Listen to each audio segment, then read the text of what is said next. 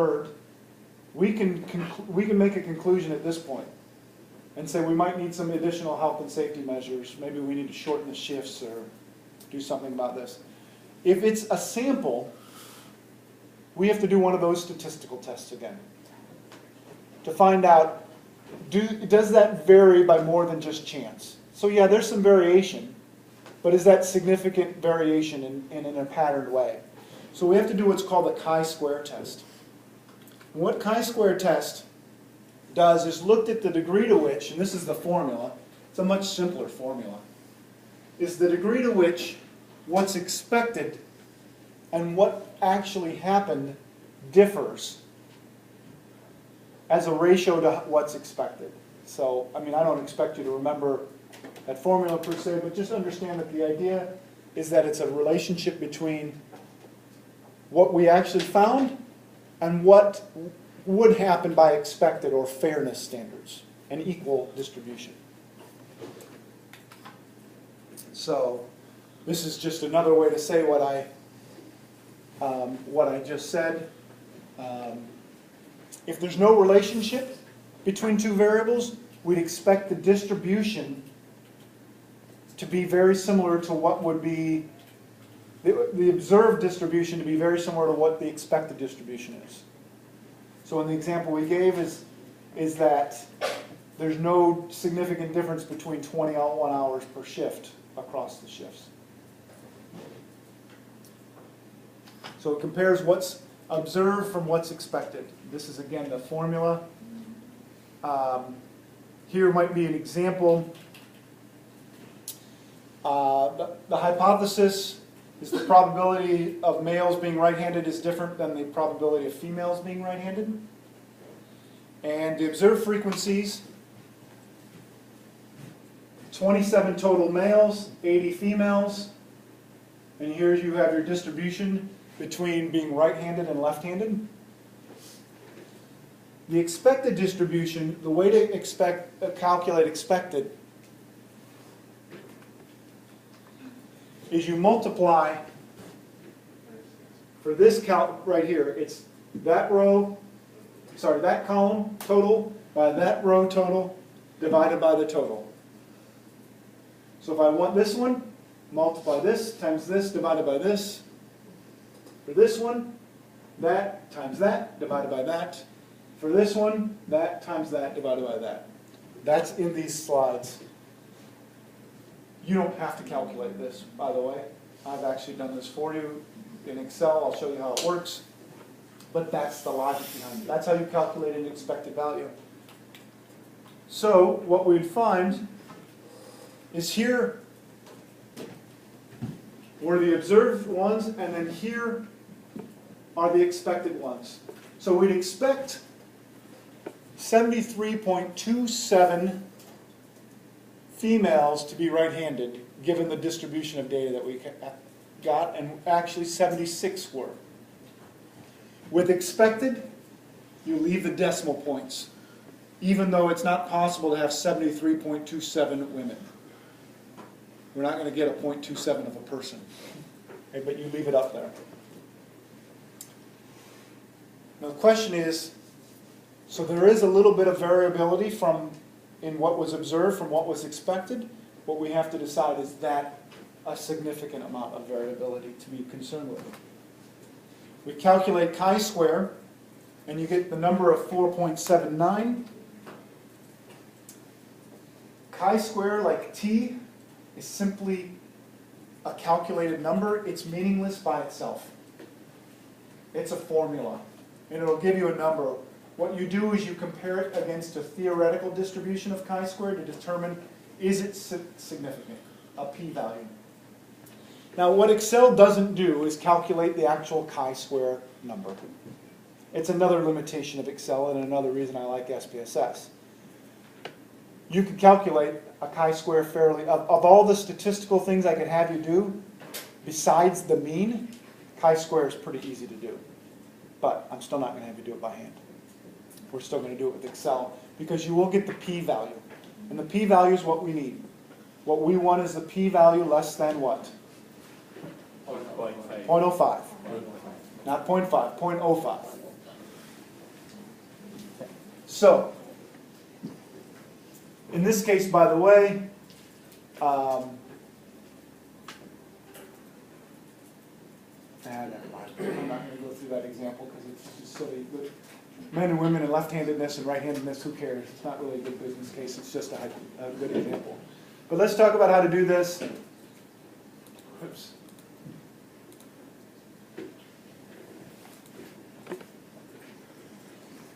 So, how are we going to do this?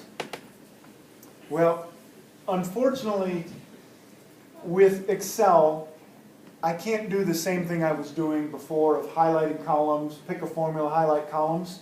Excel doesn't work that way. What we have to do is what I've done on your chi-square tab, is I have created a 2x2 table. And what I'm going to do is correlate, see if there's an association between the degree to which people who are unemployed or employed are depressed or not. Is there a relationship between depression and employment status? So, depression and unemployment status. And one of the reasons I might want to know this in this business case is because if I'm a doctor or a case manager or a healthcare worker, depression can be sometimes hard to spot. However, employment status is a pretty easy thing to find out. It's a simple question. Where do you work? I'm out of work right now. So if I know someone's employment status, I might want to ask more carefully about depression if there's an association here. So that's the practical value of knowing something like this. Now, statistically, you can put in your own variables here and think about this, but let's talk about what we need to do to figure this out. What we have to do is transfer this information into a 2x2 table. What I've done is create a 2x2 table here for you. Depression, yes, no. Employed, unemployed. So let's go find out how many people who are employed are depressed.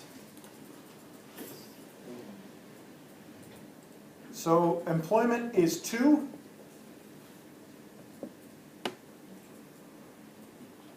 And depression is 1. I've got 1, 2, 3.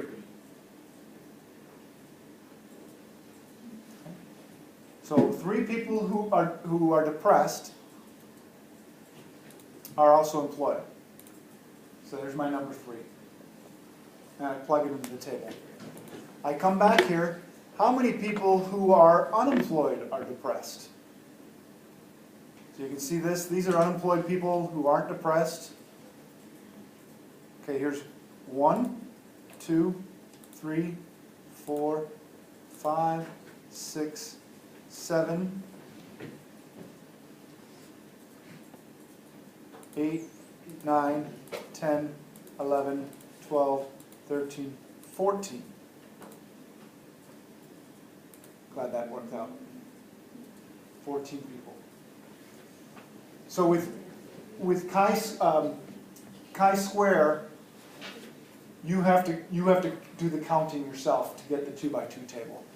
So as I'm not going to do this again, but here's 16. There were 16 people who were employed and not depressed, and 17 people who were unemployed and not depressed. Now I'm going to show you something about this. You all have to help me remember these numbers. What I have done for you is finish the chi-square formula. I have created, this is an expected table. If you change these numbers around, the bottom table will automatically change, so it's pre-populated. So let's say I change that to 15, 15, 12, 24, and notice the numbers have changed itself, and so is the p-value. So if you have a 2x2 variable,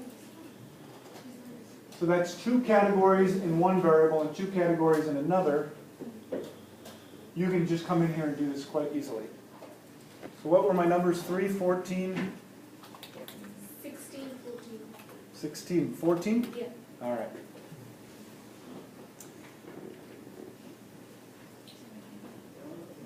Now, the p-value, 17 what's that? No. on top.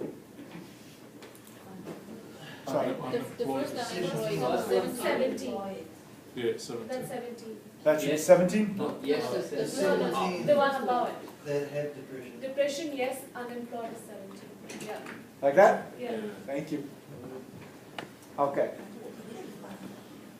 So if you can enter your own numbers here, change what the variables are, and it'll calculate itself automatically.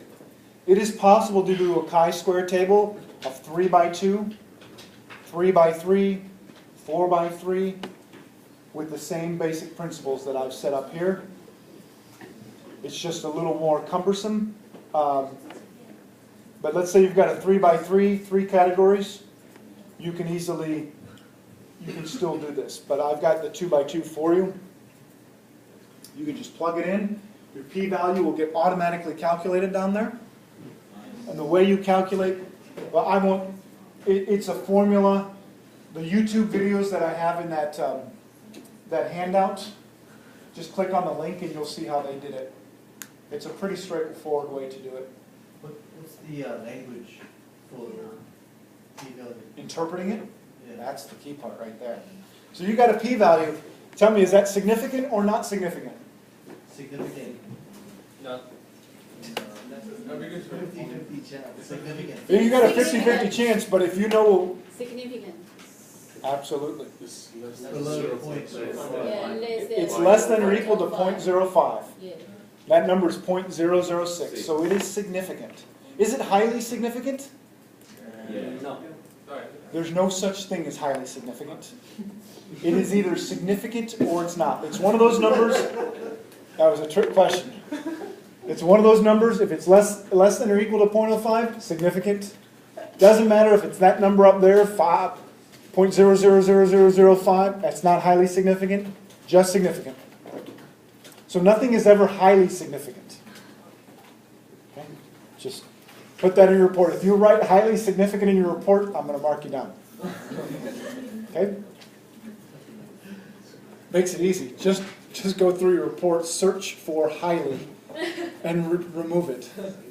John, why have you picked two of them? One is for observed and one is unexpected? Yep, because the chi-square formula is calculated based on the relationship between the observed and the expected. But how did If it you are get? related to the table which you have, how do you relate that? The main table? How do I relate that to the main table? Count on. Oh, when I'm interpreting it to the main table, I go back and look at the observed. The first one I understood. Yep. If you want to do the expected, how do you do that? You don't interpret it. It's not an interpret, it's only used to calculate the chi-square. It's automatic. No, but how do you make the expected table? Oh. Oh, that's what you were talking about in the video. Yeah, the YouTube videos will show you, but if you look in here, remember how I showed you in the formula, it's the row total?